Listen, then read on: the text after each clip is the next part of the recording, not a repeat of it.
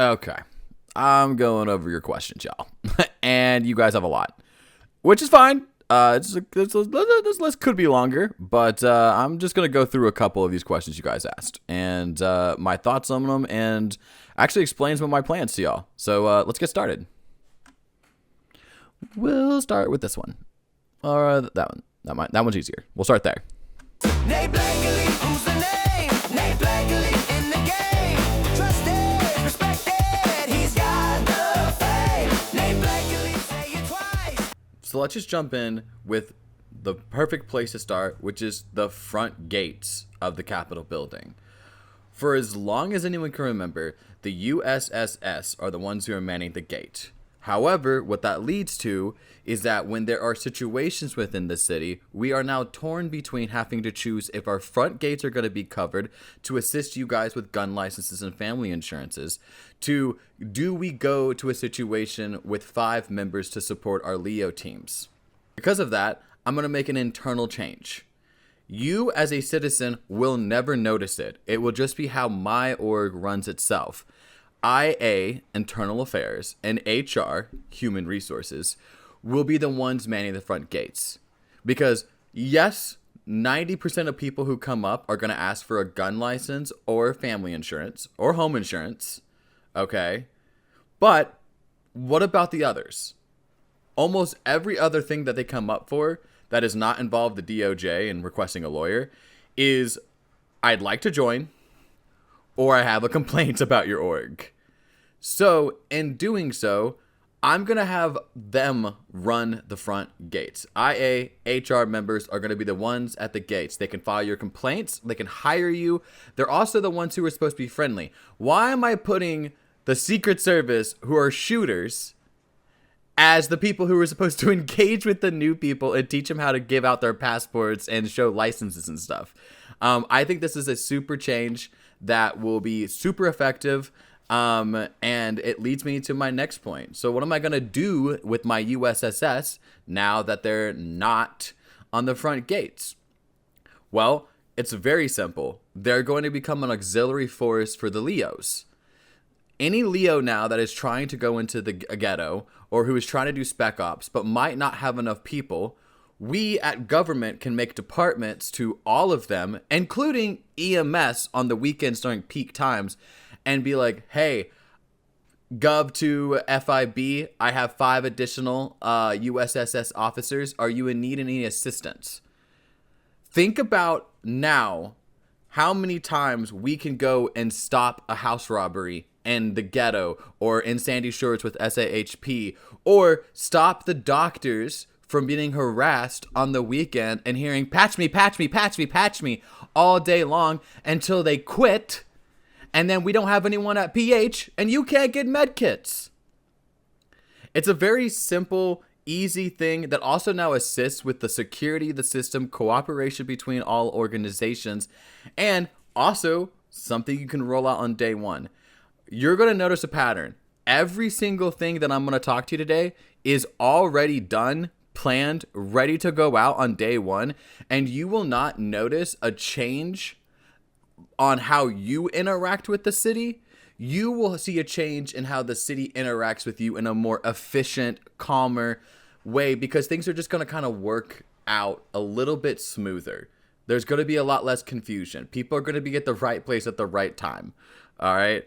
Now, let's lead into the next part of this is, okay, so my USSS are helping out other Leo organizations, and they're also going to a situation where someone gets arrested at a situation, and that 1015 is getting brought to the DOC. A lot of the times when you become governor, one of the main questions you get asked is, how am I going to stop corruption? And that's a tough question.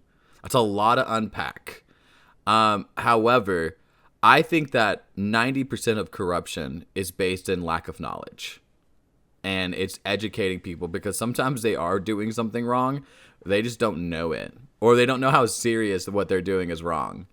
But for that other 10%, the actual people doing corruption who are purposely being deviants and hooligans while having a badge or holding a government office, My plan of action is when you put a 1015 in the back of a cruiser, the arresting officer or the high command at the time of the situation reaches out to the DOC and says, LSPD to DOC, heading your way with 11015 ETA 5 minutes. My DOC is then going to keep track of any officer who does not arrive at the DOC. This will stop the officers who are grabbing the first person they can find, throwing them into the back of the car on bogus charges, taking them out into the backgrounds of the city, and then robbing them, beating them, doing whatever they really want, which is not okay. That's actual corruption. Also, if you are an officer during my term and you see an officer take a 1015 away and don't make that department, you now have a reason to request IA to review their body cam. This can now help you guys internally manage the corruption within your organization, and other orgs can monitor and make sure that we're keeping each other accountable. So how am I going to fight corruption? I'm going to, one, train and educate my team members and other orgs, because that's our responsibility, to make sure that the whole state is running good when we come to government. But also, I'm going to fight legitimate corruption by trying to stop them and put in placements where they can't just run around freely like they have been in the past. Now, next part going on to this is the new DOJ system. Not changing too much when it comes to the DOJ structure. We'll talk about laws on another day, okay? Probably when I have my AG and my SCJs present, okay? But right now, when you haven't taken your bar exam, but you join Gov, and you want to be in the DOJ, you become a law student. Once you pass your test, you become a junior state attorney. And then it goes to state attorney, lead state attorney, yada, yada, yada. My plan of action is that you're going to now go from law student to paralegal. A paralegal's job is to be at the DOC. They are not to take officers to trial. I don't understand why right now, and it has been for a while, okay? It was like this in my previous terms. I just had time to think about it since then. That it's sometimes faster for a 1015 or someone in cuffs to get arrested and go ahead and start their time rather than ask for a lawyer, which is insane.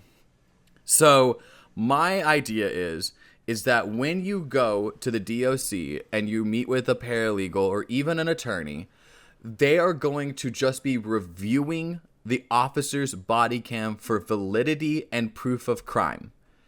That is not a trial. First of all, that officer, not a lawyer. We have DAs or district attorneys for the orgs. Why is a person who probably just joined the city or has never actually been to a court case gonna have to try to defend themselves against someone who's been studying the law in a way and also is there because they like the performative side of practicing the law? And then there's just somebody there in cuffs just waiting, who, even if they win, probably wasted about 35 minutes. And if they don't, they've wasted 35 minutes and then have to do their time. Okay? My thing is that they should be about 5 minutes going forward. Did you start your body cam? Did you save your body cam? Can you show me where the crime committed? Talk to the person. Hey, you've requested a lawyer to review this body cam. Was there any moments during the arrest process that when I'm reviewing this body cam, you wanted me to look for? This process can take 5 minutes now. Okay? It's not going to change the way that when you arrive at the DOC for the Leos, that you interact with lawyers. It's going to be the same process. It's just going to be smoother.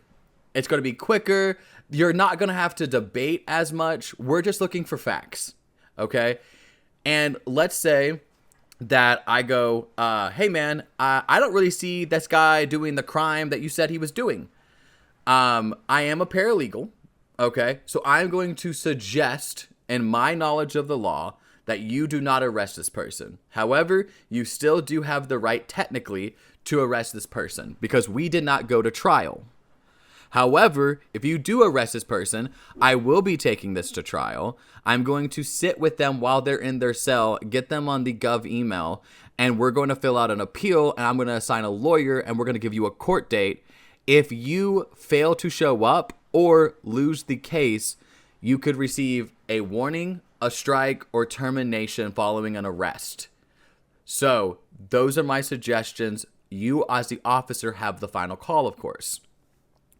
This will easily and so simplistically make the DOJ smoother. It takes a lot of stress off of my first time brand new to the DOJ lawyers, so they have a chance to learn.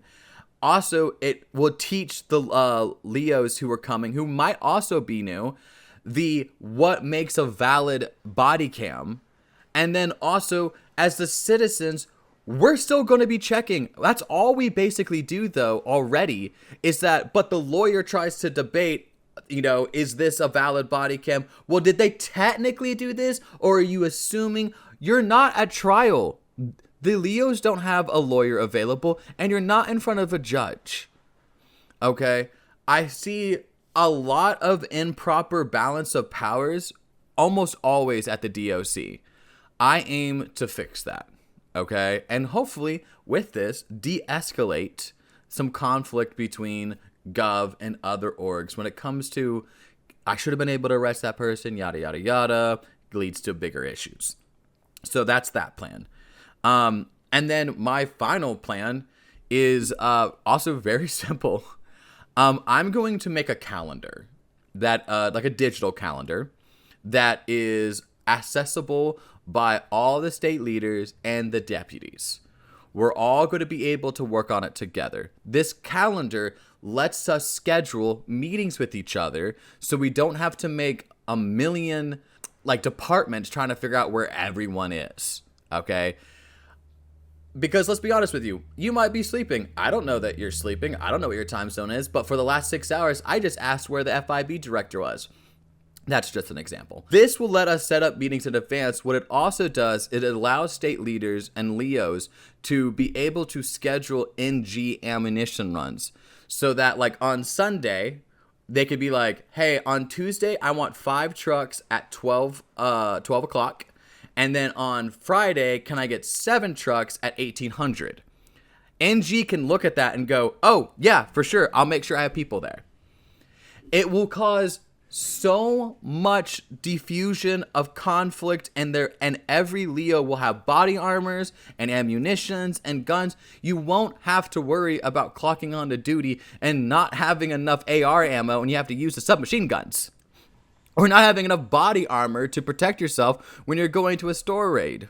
My plans are things that can be launched on day 1. They are already developed. They are easy to roll out.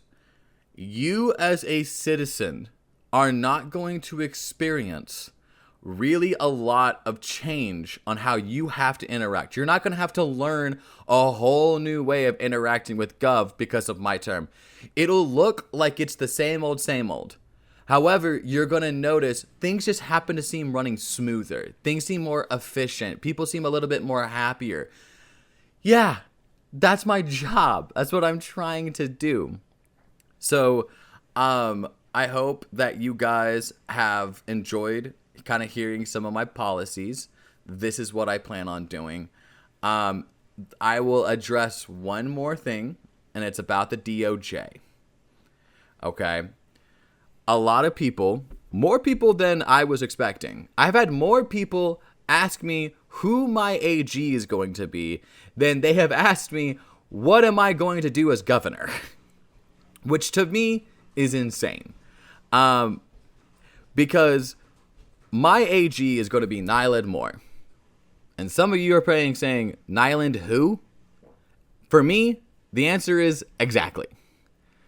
Guys, we've had a repetitive circle of the same people taking over the DOJ for a while.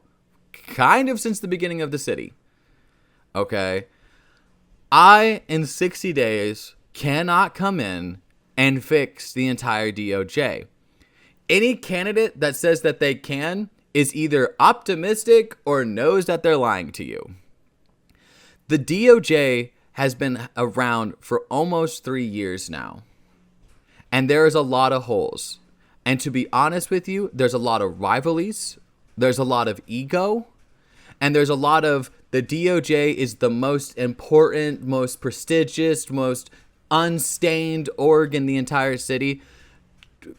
I hate that. Let's be real about the DOJ. If you are a citizen, you know you sometimes struggle to find lawyers. If you've ever been a lawyer, you probably know that being in the DOJ is a super stressful job. Some of you right now who are like, I can't believe Nate's saying that, I'm getting really annoyed by this, probably don't work for the DOJ anymore, but you have in the past. And I want to ask you, take a couple seconds. Why'd you quit? Someone make you mad? Someone stress you out? I'm right, aren't I? I picked Nylund Moore because he is a relaxed, well-liked individual who is logical under stress, who enjoys doing research, looking into things, cooperation, and also, I think he's going to be great for the position to encourage new lawyers to join. We've already been talking about fun mock trial ideas, way to encourage new citizens. My whole idea with the DOJ is that we don't need to worry for the next 60 days about reworking the whole entire system. Every governor says that they're going to do it, and it doesn't work. We need lawyers. We need judges. We need a DOJ system that is actually functional. Once it's functional, then we can fine-tune it. We're trying to fine-tune an engine with no gas. So, I put Nylund Moore as my AG because I think when people scream at him, he'll keep us cool, he'll do his research, and he will think before he speaks. I also believe in him as a good man to make fair and rightful decisions. Now, if you're worried about the inexperience, you don't need to worry, because I have Mark Thrust and Michael Edwards as my Supreme Court justices. I also have Hector Salamana as my deputy governor. These three guys have incredible DOJ experience and can assist with any technical aspect of the DOJ that Nylund might not be aware of yet. But when it comes to practicing the law and understanding how to do research and write case files, Nylund Moore is just as good as anyone else. I have a history of mentoring and coaching and making leaders become who they become. Let me cook with this one. You can trust me. I've done this before. I don't understand. We as a city are more forgiving about a new governor or a new EMS chief, someone who's never been a leader before, but we're gatekeeping the DOJ. I'm asking for a level of understanding. Let us prove it. We do have to do that. You deserve to have results and for us to prove ourselves. And I'm telling you, we will. But I'm asking for you at the beginning to let us try this. I'm excited to be governor. I hope that this conversation has allowed you to understand my thoughts on this, and that you leave this conversation being like, oh, I at least know what Nate's going to do when he becomes governor. Because I feel like that's what a lot of people want to know. And I just try to answer all the questions here and now. And then when we go into the debates, you can ask me about any of these, and I can go into depth. So as always, this has been Nate Blakely, and you have been informed. Have a safe and wonderful day.